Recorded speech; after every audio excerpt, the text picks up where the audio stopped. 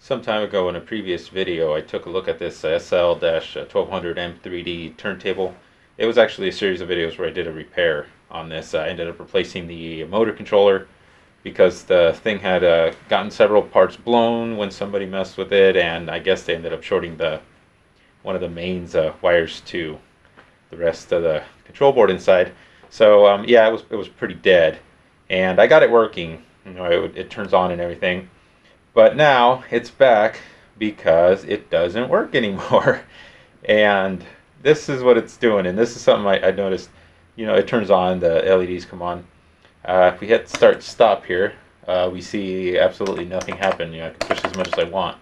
Nothing at all. I'll push 45. Can't get it to do anything. So there's one thing that I did notice that's kind of funny. If I push, let's say we put it on 33. I'll push start.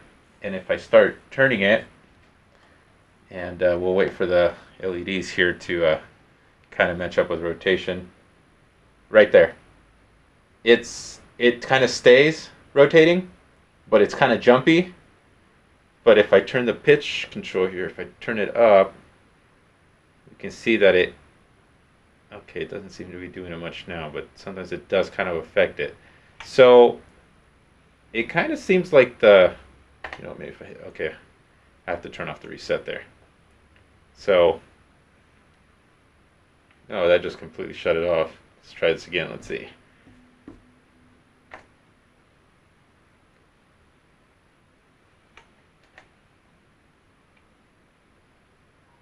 There we go. Okay. And I can hear it making a noise. It's kind of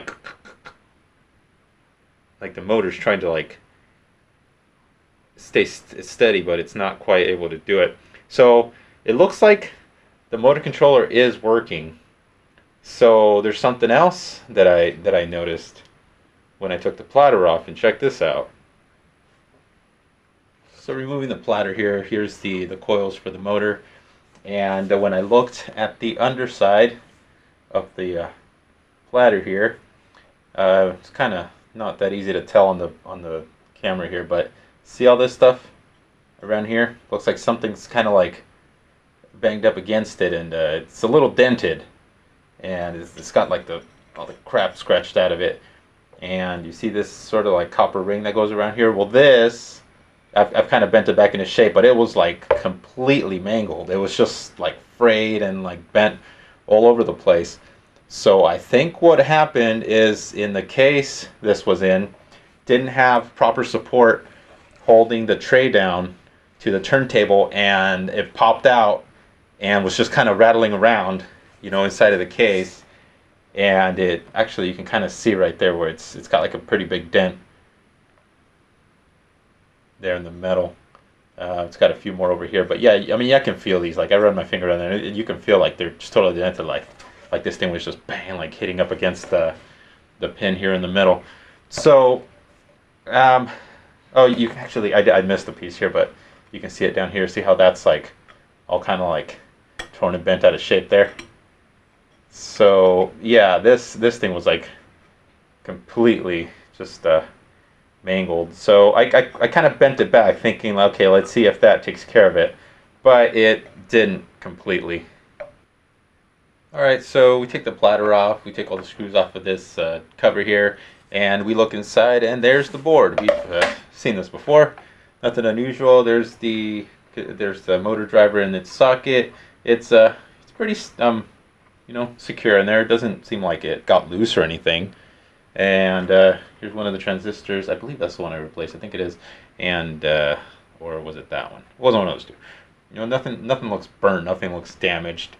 So I'm sitting there, looking around. I'm thinking, I'm gonna have to bust out the schematic and try to figure out what's going on. When I remembered that copper strip inside of the magnetic assembly was kind of mangled. So I took a look inside here, and this is what I found. Okay, so this is looking at the very middle of the whole motor assembly here, the coils. And we have these 6 little coils that kind of are here on the inside of all these metal plates. And if we look, at this set right here, closest to the bottom. Had to get a bit of a better angle on that, but yeah, if we look at that one set right there, check out the one on the right. It's got a pretty big gouge in it on the plastic, and not only the plastic, but it did manage to break quite a few of the windings on that coil. So I'm pretty sure that the whole reason this thing isn't working is probably because that coil is damaged. And looks like these are kind of meant to give the rest of the motor driver kind of like or the motor controller. I don't remember exactly how these are wired up. I have to look at the schematic. But I believe that those are kind of like for, you know, like positioning the motor so that it can keep like a steady rotation and all that. So this doesn't really seem to be able to slide off very easily. It might be kind of either really tight on there, or some of this sort of like protective lacquer, whatever they put on here, is holding it. So I'm going to pop it off and just see if maybe I can rewind it there. I have some wire that looks like it's about the same gauge, but I'll have to really check for sure once I take that off there. But hopefully that should, I believe, do the trick, because it doesn't, like I said, it doesn't really seem like anything else in here is bad. I haven't removed one of these before, but it looks like it should come off if I just lift up that little tab there, remove all the solder from all these pins, and there's another tab here, a tab here, and then there's 4 connections here that kind of go to like this other field winding that goes all around the outside perimeter of all those coils. And then there's 3 screws there that we can see. That looks like that should be it. So I'm going to undo all of that.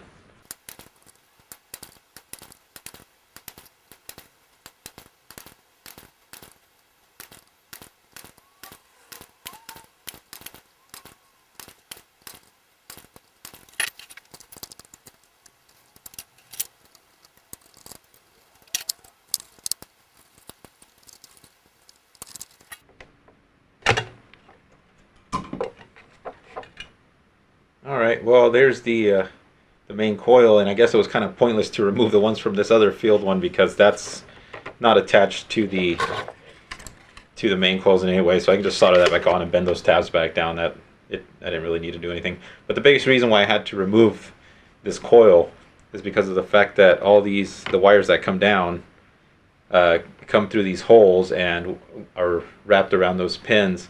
So when I rewind the new one, well, first of all, I'm going to undo the old ones, remove it, and it was the one, and it's the one right there. You can kind of have a better look at the gouge on that thing right there. So yeah, undo the wires from those two, pull them through, and try to pop this out. Alright, I put a red dot there just to identify it from the bottom, since I can't really see which one it is from down here. So I think we should be able to just heat this up and pull it out.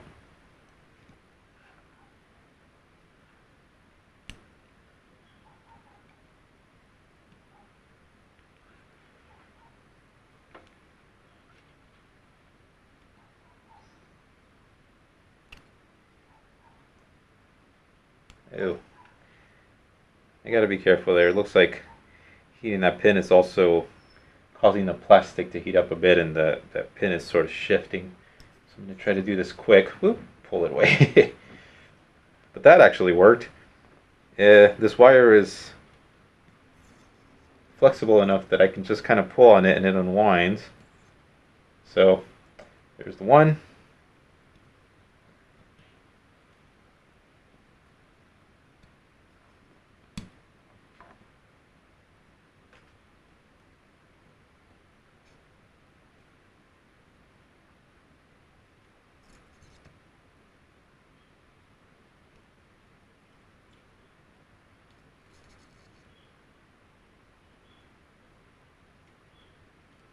And there is 2. So check it out right there. You can see right here, the tip of this thing's all bent. I just realized that. But anyways, you can see right there where some of the copper from the motor assembly, where it kind of scraped off. So looks like these are just sort of if these coils are just kind of slid on here. Maybe if I can scrape off enough of this protective coating, I should be able to just slide that coil off. But yeah, you can see that these are completely broken off. There we go. Yeah, look at that. You can just, I can just pull some of these strands out.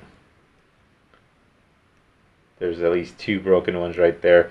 So as I unwind this, I'm going to have to keep track of how many windings are on it just to try to keep it the same. The service manual is not going to tell me anything about these windings in particular or anything like that.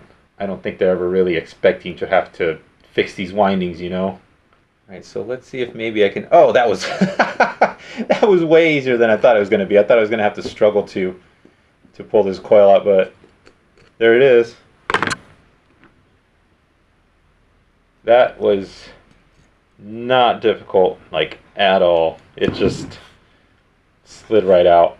It does look like they gave it a little bit of a coating with this stuff down here in the bottom, but so far it's just been sort of like chipping off, so I don't think it should be too difficult to remove the rest of that. Well, unfortunately that took the start of the coil right there with it, but that's not a big deal. So I thought that was the beginning of the coil there that I broke off, but it turns out I didn't. This is just kind of like a little loop here from where they twisted the starting coil together. So this might be a little easier to fix than I thought. Or not. That just broke. The bit of wire that came off looks like it's part of where the coil actually ends. So I'm trying to lift this so I can get the count started here as to how many windings we have. But I'm having kind of a hard time. Looks like that's it right there, getting some movement. So there we go. That popped out. So now I think I should be able to just unwind the rest of this. Alright, I got this bobbin completely unwound. You can see where it's cut there. And I did count all the turns, well, as accurate as I think I could be. And I'll let you take a guess as to how many there were, and I'll tell you in a sec. So yeah, when I got to a few points, the wire just kind of gave out, because I'm guessing that's where it was it's broken at. So this should be usable. I think what I might do is I might like maybe put a little bit of glue or something here and try to clamp it down so that it's really flat there once I rewind it. So anyways, yeah, I counted 180 turns, so I shall try to do 180 again.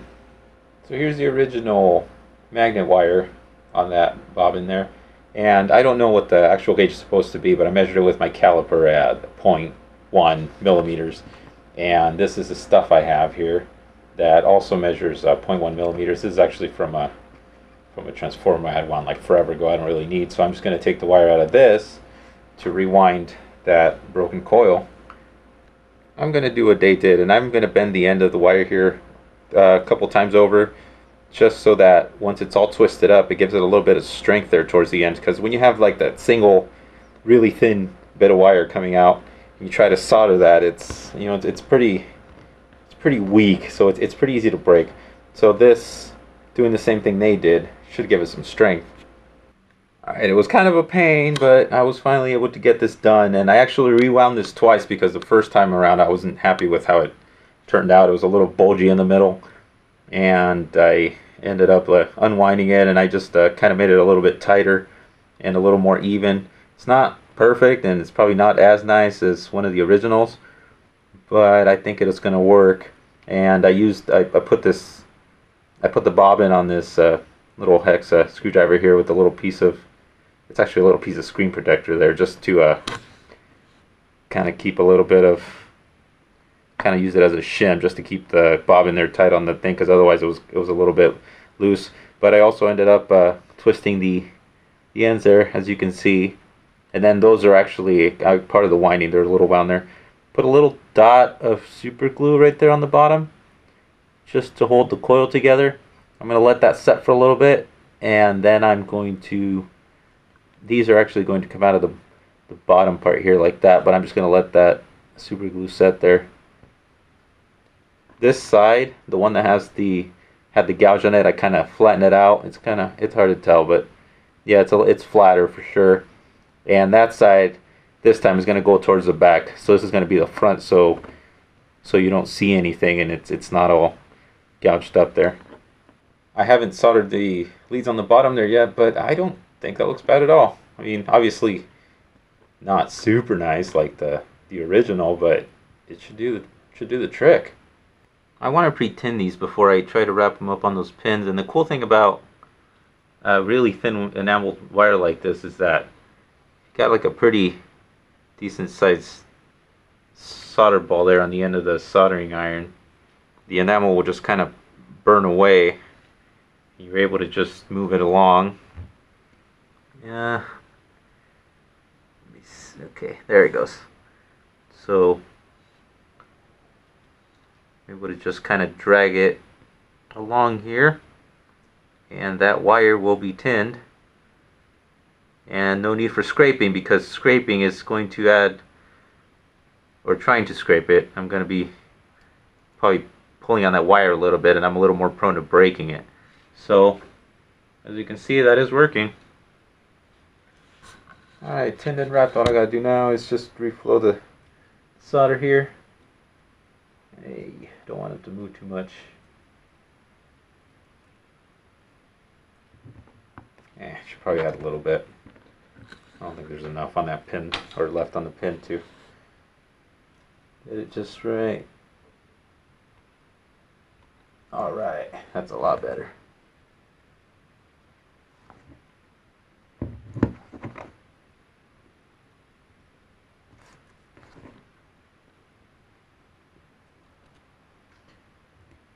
It's a bit blobby towards the bottom there on the one on the right, but I don't think it should affect anything.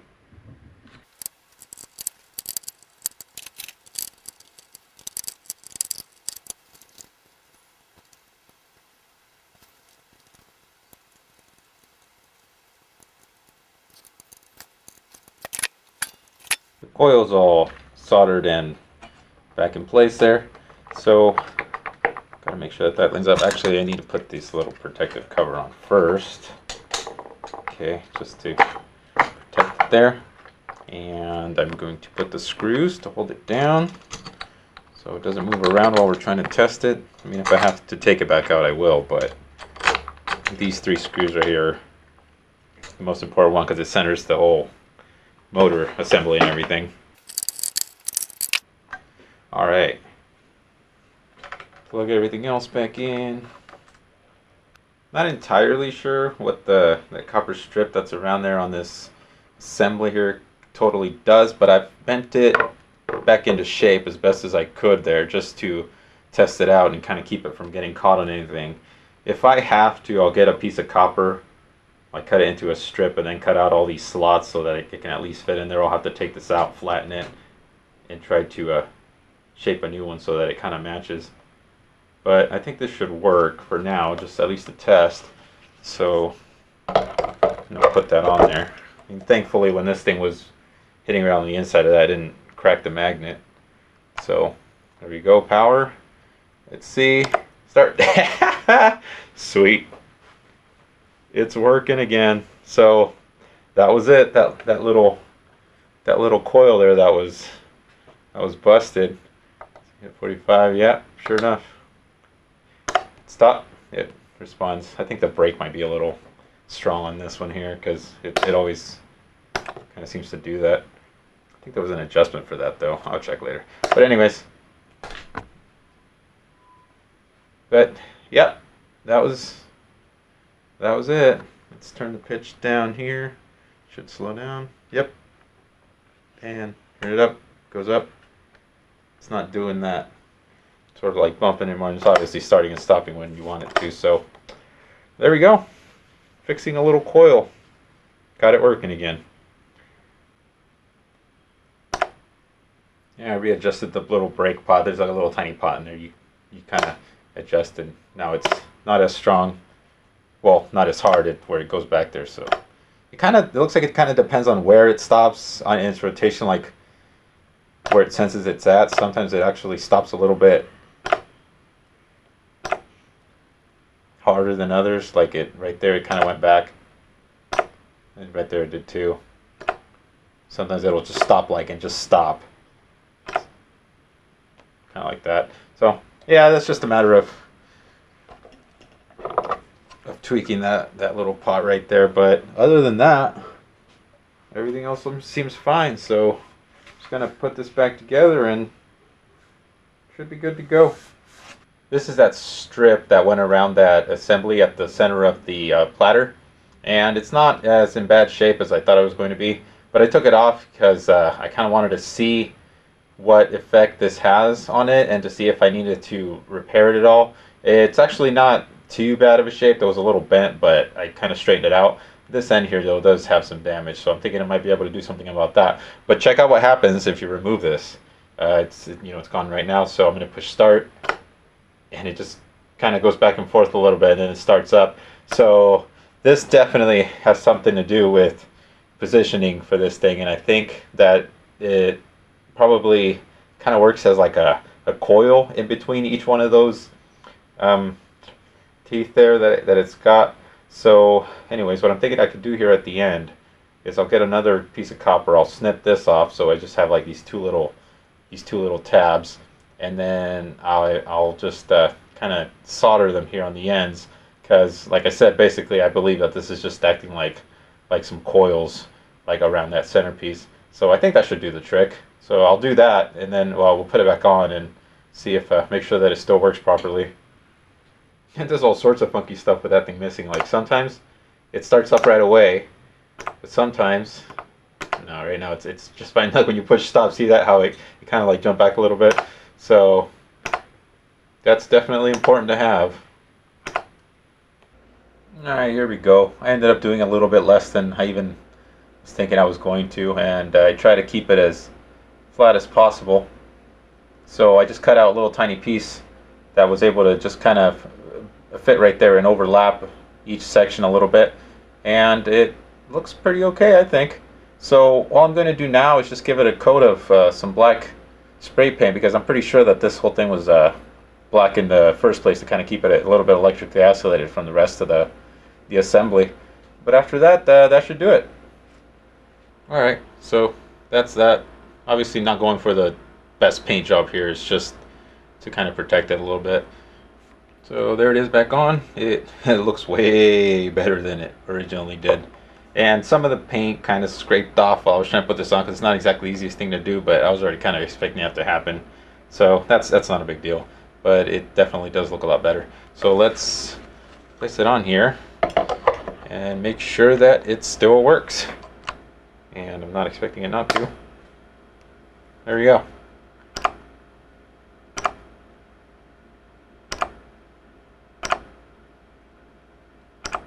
Well, I hope that was at least somewhat interesting. If you like this kind of stuff and you're not subscribed yet, feel free to do so. Thanks guys for watching again, and see you guys on the bench.